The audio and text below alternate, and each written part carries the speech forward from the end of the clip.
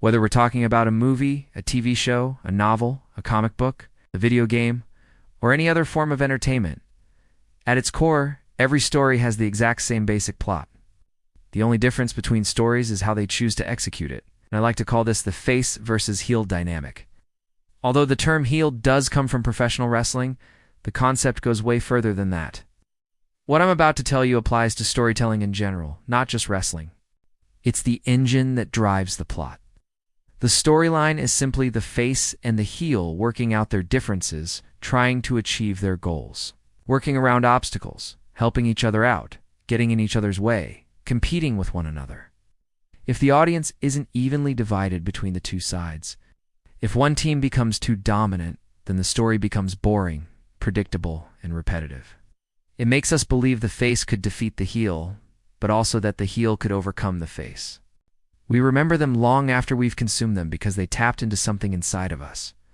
More often than not, they do something far more interesting. Sometimes stories will put two worldviews that are similar to one another in conflict with one another. They both want to protect the weak and innocent. They both want to bring order to the galaxy. Vader and Luke would have been allies. They would have been fighting on the same team. And Luke and the Jedi would have likely lost the war. They can put a face in conflict with a heel in conflict with a heel, a face in conflict with a face. Two faces in conflict with one another, two heels in conflict with one another.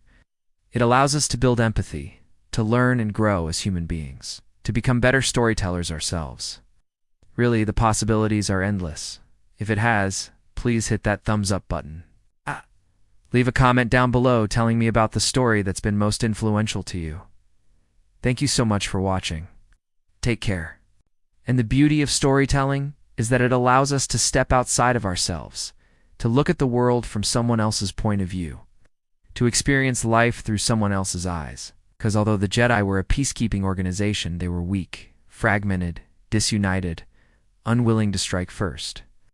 At the end of the day, they weren't willing to do whatever it took to win, which is why they lost. Because the Sith, although evil, ruthless, and merciless, were united under a single banner. That's why they won. They both want to end suffering.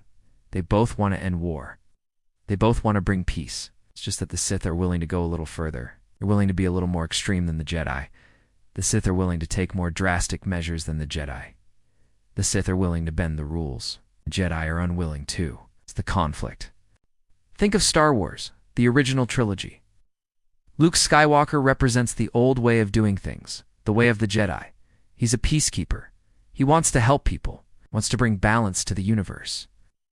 Obi-Wan Kenobi represents the old way of doing things as well. Yoda represents the old way of doing things. The entire Jedi Order represents the old way of doing things. And Darth Vader, Darth Sidious, the Empire, the Sith, they represent the new way of doing things. That's where the conflict lies. It's not a conflict between two completely opposing worldviews. It's a conflict between two similar worldviews. One is a bit more extreme than the other. One is a bit less flexible than the other. But ultimately, the goal is the same. The Jedi want peace in the galaxy. The Sith want peace in the galaxy. The Republic wants peace in the galaxy. The Empire wants peace in the galaxy. The Jedi and the Sith both use the Force. The Republic and the Empire both want to rule the galaxy.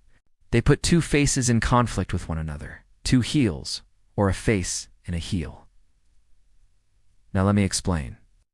They gave us a chance to explore two opposing ways of living, to consider two completely different points of view, to empathize with someone very different from ourselves. And that's what makes stories so incredible, the ability to see things from someone else's perspective, the ability to understand someone completely different from ourselves. In short, it makes us uncertain of what's going to happen next, and that's what makes the story exciting. When the face is too overpowered, the story loses all dramatic tension. If the face never loses, if the face never fails, if the face always defeats the heel, then the story becomes meaningless. Why would we bother watching? There's no suspense. There's no uncertainty. We already know the outcome. On the flip side, if the heel is too overpowered, again, there's no point in watching. If the heel always wins, if the heel never loses, then the story once again becomes meaningless. Why would we bother watching? There's no hope, No optimism, no happiness. It's all just doom and gloom. It's a dance. It's the push and pull between two magnets. It's the most basic form of dramatic tension, which is why it's so incredibly powerful. So keep that in mind. Now, before I get into what that means, I want to say this video isn't really about wrestling specifically. Okay, so as I was saying, at its most basic level, every story has a face and a heel. The face is the hero, the protagonist, the good guy. The heel is the villain, the antagonist, the bad guy. These two characters are engaged in an ongoing conflict with one another. They have opposing worldviews. Their goals are incompatible. They represent fundamentally different ways of living. Because of that, the face and the heel can never truly be friends. There's no middle ground. You're either one or the other. And that fundamental conflict between two characters is the basis for all stories. The reason it's so powerful is because all human beings are tribal.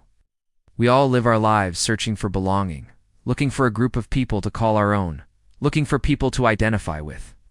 So when we find a story with a character that we like, a face that we can root for, it's natural to want to cheer that character on, to want them to win.